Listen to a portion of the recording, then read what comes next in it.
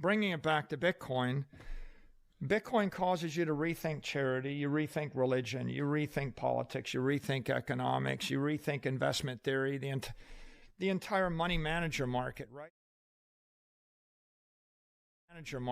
If you got rid of every mutual fund and every money manager and every news organization that covers every one of those financial instruments, and you just took your money, bought Bitcoin, right? You would get a better result. Yep. And you would basically dematerialize the entire thing. So I never really thought about, how important it was. Today, Rockefeller would be buying Bitcoin as a treasury asset. You can be sure, Rockefeller is very interested. And you find that when you go back and read the books of your teenage years with some wisdom, you interpret them differently. And when you watch the movies of your teenage years, when you've got some maturity, you interpret them differently. And my observation with Bitcoin is, before Robert asked me on his show, what is money? I had never questioned what is money. And then we explored it together for many, many hours. And when I finished that exploration, my conclusion was money is economic energy, and there has never been a perfect vessel for the a perfect asset for the transference of money in the history of humanity. Therefore, every other academic before Bitcoin never understood what money was. Not really, because at best, all they could do was conceptualize a theoretical money, and no one in the history of the world ever actually implemented a monetary system with a proper money. They were always defective. And because they were always defective, whether they're seashells or glass beads or the like, that meant that all economics was, in essence, mysticism and art and politics, but none of it was engineering. You could never engineer a proper economic system until you had a proper understanding of money. But even if I had a proper understanding of money, it's like asking the question, what is steel? 4,000 years ago. And then you say, well, I conceptualize a mineral that's so hard that it won't deflect, even if I pile up 100-story building. I conceptualize that. And you say, I can imagine that. I can imagine it as magic. But then now you build one. And of course, no one could ever build a skyscraper in 2000 BC. The closest thing to a skyscraper in 2000 BC looks like a pyramid, right? Because you might pause it, but you didn't have it. So there was no construction, civil engineering industry, because we'd never seen a proper material to build with. So before Bitcoin, I didn't know what money was. Therefore, I didn't really understand economics. And therefore, I was never encouraged to think deeply about banking, about politics, about securities theory, about commodities theory, about investment theory, about wealth, about the relationship of wealth to politics, to culture. You didn't really have a practical application of religion. Didn't really think much about politics and political parties. And, what is politics other than it's the practical group application of ideology, right? And after Bitcoin, what happens in rapid succession is you say, okay, Bitcoin, what is money? What is a commodity?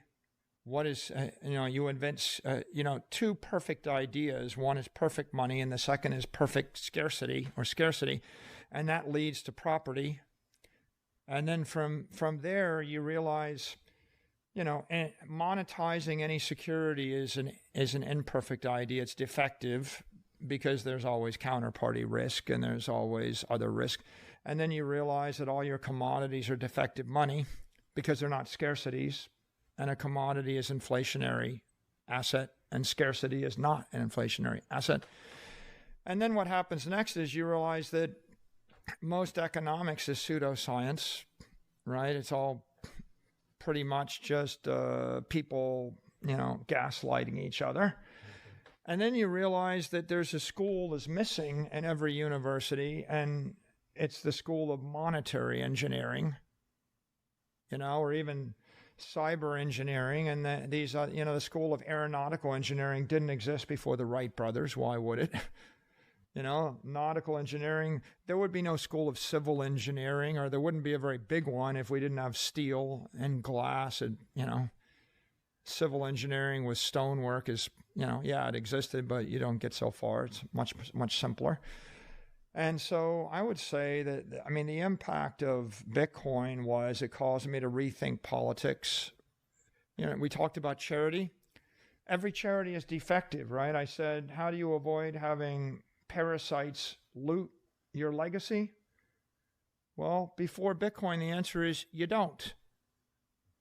Right? The entire history of charity is like, I see people today, they go on Twitter and they complain about how Rockefeller wrecked the world. Okay?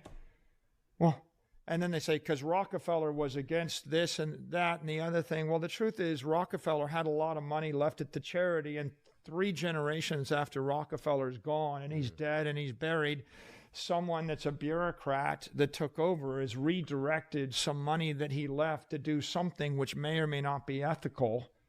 Rockefeller didn't do it, right? If Rockefeller, had lived today, Rockefeller would be buying Bitcoin as a treasury asset. You can be sure. Rockefeller is very interested in, I think, a lot of virtuous things. And in fact, a great example.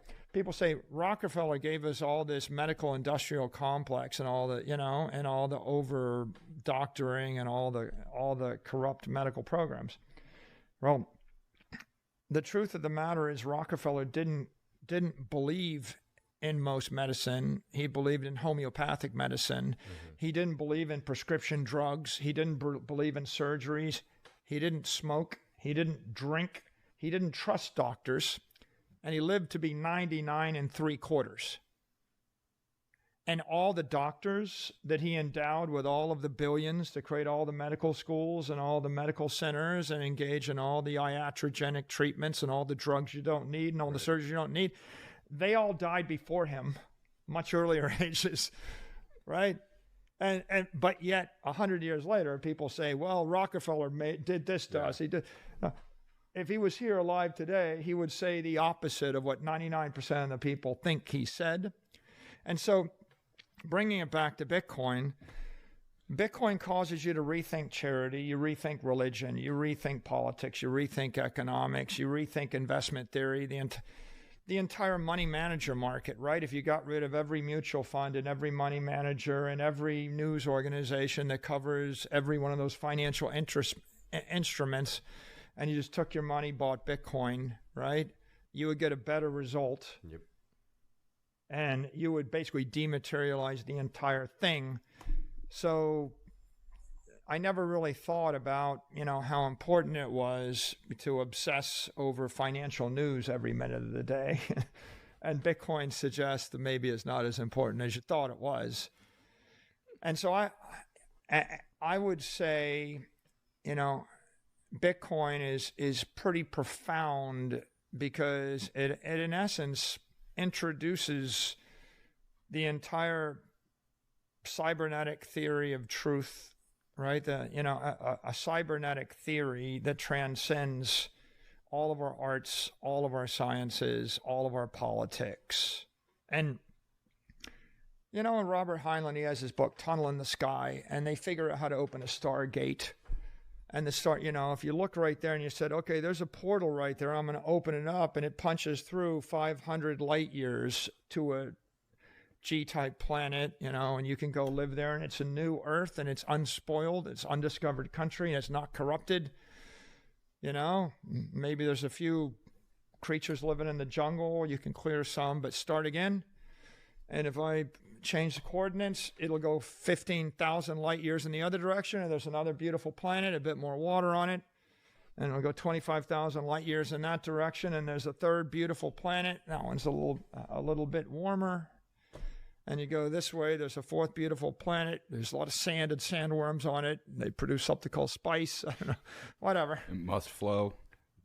Right? And now, instead of being stuck on this earth, with the legacy of all of our thousands of years of our petty political fights and religious fights and every other authoritarian fight, you can go through that portal.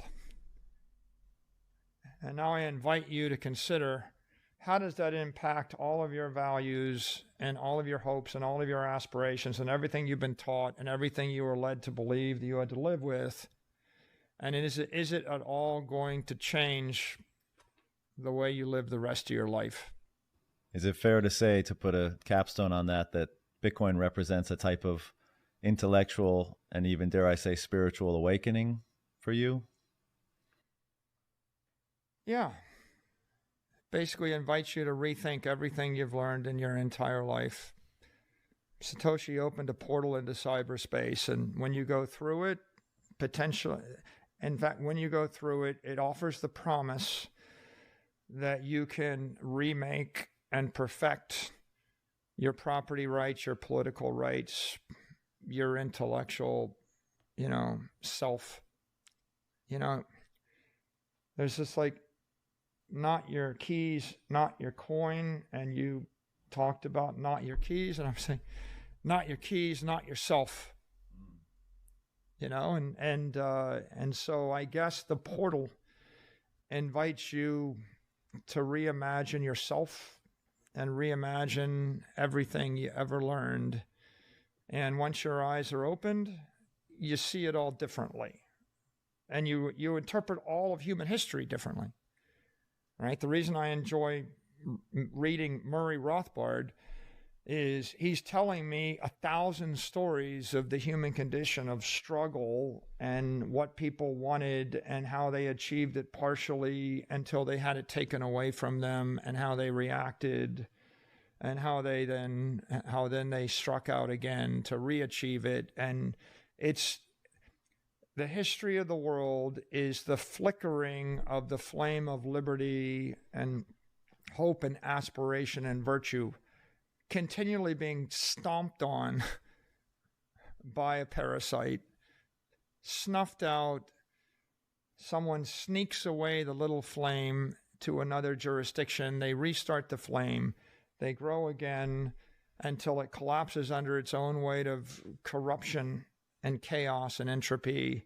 And then the flame keeps flickering, and it's running from place to place until Satoshi lit a flame in cyberspace. He started a fire in cyberspace, and that fire was just a little flicker 10, 15 years, 14 years ago, and now it's a decent sized fire, and there's no reason to think it wouldn't burn for thousands of years across the universe. And that is the fire of freedom and truth and justice and virtue, right? And how can that not cause you to reinterpret the human condition and everything that you believe to be true before the advent of Bitcoin?